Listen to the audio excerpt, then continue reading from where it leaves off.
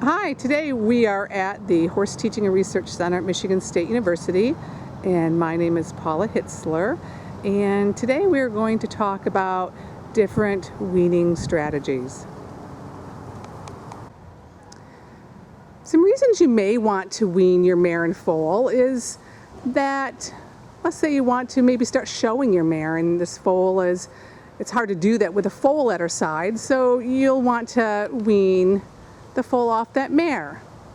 Ideally it's 4 months or beyond, but some folks will wean earlier than that, and those foals do well as long as they're eating concentrates and they're healthy. They have a good body condition score.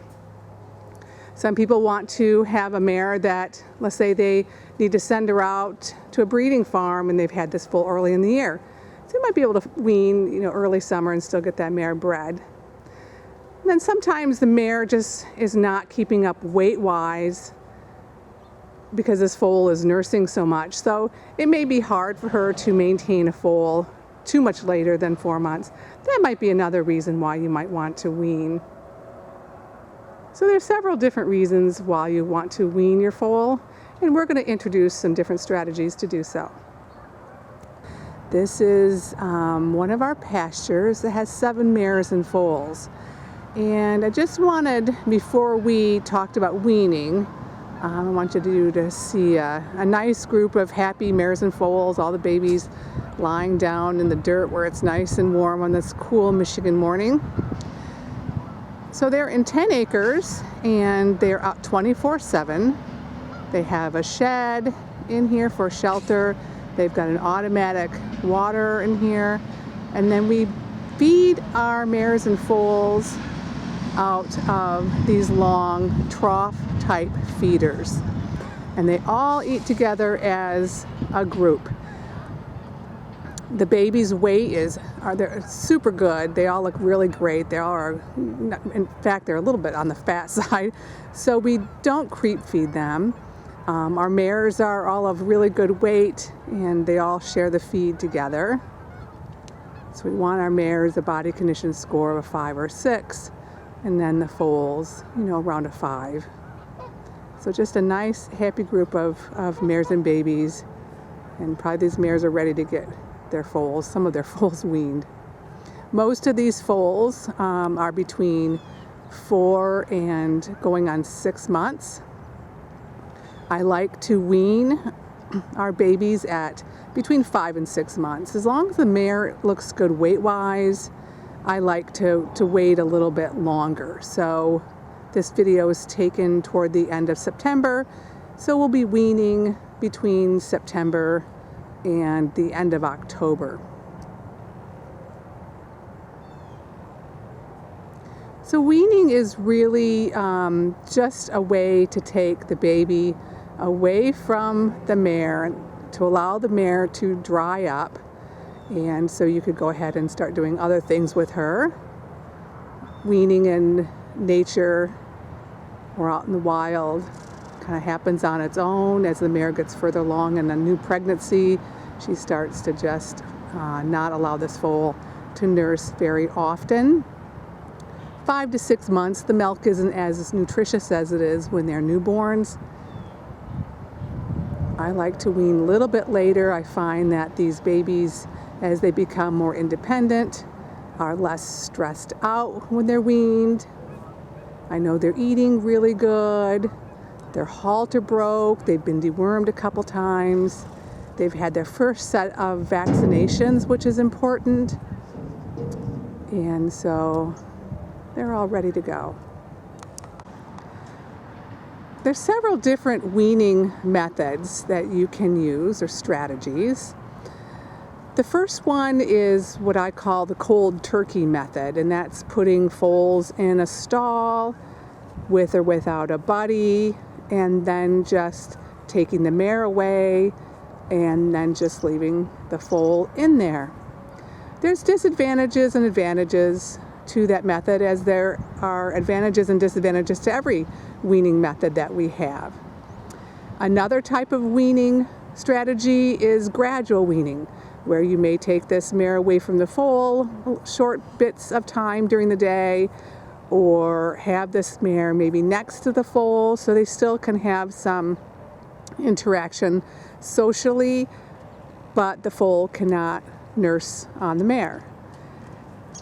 Then what we do here is we separate the mare all at one time, but we leave the babies out in the pasture with its peers and other mares. So I will start to take out a couple mares at a time, and pretty soon I might have like 6 babies and 2 mares, and eventually they'll be just babies. And what I have found over the time, this reduces stress quite a bit on these foals, and reducing stress on the foals is very important. The mares will be stressed out regardless. They handle it better. They might walk the fence for a day or two and then they'll forget about it. But the foals, we want to make sure that they aren't stressed out. So we will show you several of these different methods today. Okay, so this is a method that is commonly used, and this is what I call the total separation in a stall, or cold turkey method. And what I have here is 2 5-month-old fillies, and we've just taken away their moms. So as you would expect, they're a little bit worried. Now, some things to think about. Some people will put 2 babies in the same stall together. I am not a very big fan of this, primarily because I've seen babies start to get really angry and kick the other foal quite a bit. So I would prefer to put them next to each other, and that they can still socialize with each other, but the one filly, like this filly right here, is kind of mad, doesn't start kicking the other one, but they can stand and still be social with each other. The other thing, if you're a farm that maybe has just 1 baby, weaning could be a little more challenging for you because you don't have as many options as a larger breeding farm. So maybe you could take this foal and put it next to, another quiet old horse. And I think, a quiet horse next to these weanlings, instead of 2 upset weanlings next to each other, actually probably would work a little bit better. You kind of want a stabilizer, someone that's calm and not so worked up. So as you can see, these babies are pretty worked up. They eventually will settle down. They aren't the best babies to get in stalls with right now because they're a little angry and a little worried and a little stressed out. So this is one method of doing it. Very popular method. Personally isn't my favorite, but we on occasion will have to wean some foals like this. You may want to keep them in a stall for a day or 2, then carefully get them out for some exercise, making sure the mare is not where the foal can hear it call. Because every time this foal calls out, if the mare is responding to the foal is going to get that much more worked up.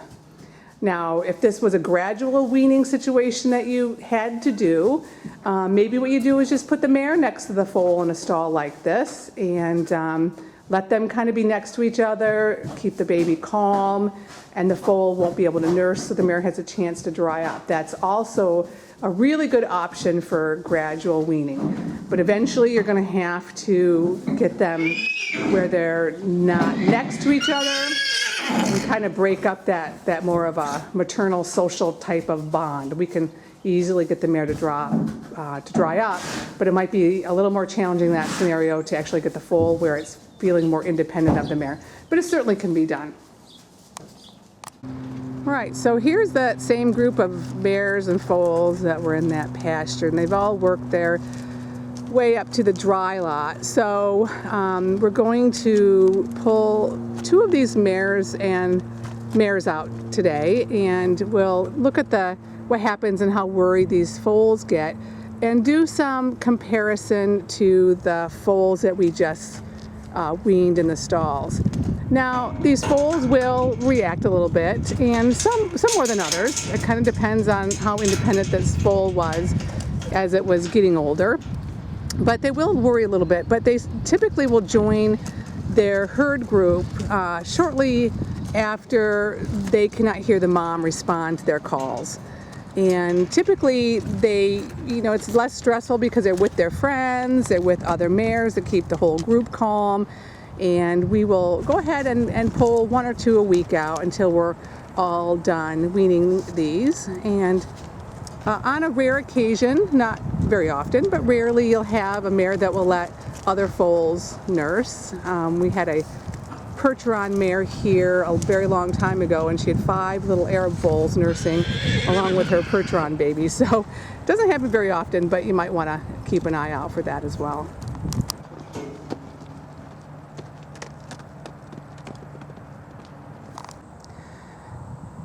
Now the question comes to, what do we do with these mares? So we put our mares out. We happen to have a lot of pastures here, so I will put them on the other end of the farm in a 10-acre pasture, and they might pace the fence a little bit for a little while. Some things to keep in mind: we do not feed them grain at this time. I want them to not produce a lot of milk. So we do pull the grain from them, but they do have access to pasture. And they will get a little sore. Their udders will get full and they might get a little bit tender, but you do not want to milk the mares out to try to make them more comfortable. They will dry up on their own. The movement is probably good for them. So we take the concentrates away and let them have free access to pasture, and that has worked really well for us. Wanting to make sure that the udders do not get hot and painful. But yes, they will be a little uncomfortable because they'll be engorged with milk for a couple of days. All right, so we just took 2 of the mares out, and I often ask my class which of the foals that we've weaned. Now, obviously, this little gray filly, who is very, very dependent on her mom, is one of them, and she's a little worried. And then it's kind of hard to find the other one. She really just isn't concerned at all. They're all kind of hovering around this gate. And this happens to be the other one that we weaned, that little bay filly with the star. So she's kind of just standing around. And we will see this. You'll have one that might worry a little bit. And then they have a tendency to settle down quite quickly as long as the balance of their group is quiet too. And here's the one that we just weaned. She's feeling kind of sorry for herself. And here we have the other one. So she's immediately settled right down. And as long as her whole social group is nice and calm, that really helps to make this less stressful. And she'll call occasionally, and as long as she doesn't get a response, she'll continue to settle down. I like to take the mares to the other end of the farm so they can't really hear them if they call.